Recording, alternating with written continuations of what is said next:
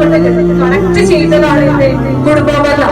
അപ്പൊ ഈ കുടുംബബന്ധം ഇങ്ങനെ പറഞ്ഞോണ്ടിരിക്കുമല്ലോ, കുടുംബബന്ധം സദാസമയം പറഞ്ഞോണ്ടിരിക്കും, എന്നെ ചേർത്തവരെ നീ ചേർക്കണമേ, എന്നെ വിച്ഛേദിച്ചവരെ നീ വിച്ഛേദിക്കണമേ.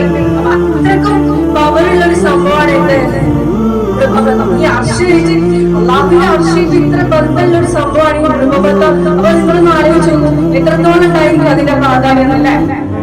പിന്നെ പറയുന്നതാണ് നമുക്ക് നരകത്തിൽ നിന്ന് അകറ്റി നമുക്ക് സ്വർഗം ലഭിക്കാനുള്ള ഒരു മാർഗമാണ് കുടുംബബന്ധം പുലർത്തുക എന്ന് പറഞ്ഞത്. നബി സല്ലല്ലാഹു അലൈഹി വസല്ലമിന്റെ അടുക്കൽ ഒരു സ്വഹാബി ഒരിക്കൽ വന്ന് ചോദിച്ചു, റസൂലേ, എന്നെ നരകത്തിൽ നിന്ന് വിദൂരമാക്കപ്പെടുകയും എന്നെ സ്വർഗത്തിലേക്ക് അടുപ്പിക്കുന്നതുമായിട്ടുള്ള ഒരു കർമ്മം എനിക്ക് പറഞ്ഞു തരുമോ എന്ന് ചോദിച്ചപ്പോ നമ്മുടെ നബി സല്ലല്ലാഹു അലൈഹി വസല്ലം തിരിച്ചു പറഞ്ഞു കൊടുക്കുന്നത്, നിങ്ങൾ അല്ലാഹുവിനെ സൂക്ഷിക്കുക, ഇതേപോലെ തന്നെ നമസ്കരിക്കുക, അതിലൂടെ തന്നെ സക്കാത്ത് കൊടുക്കുക, പിന്നെ പറഞ്ഞതാണ് കുടുംബബന്ധം പുലർത്തുക.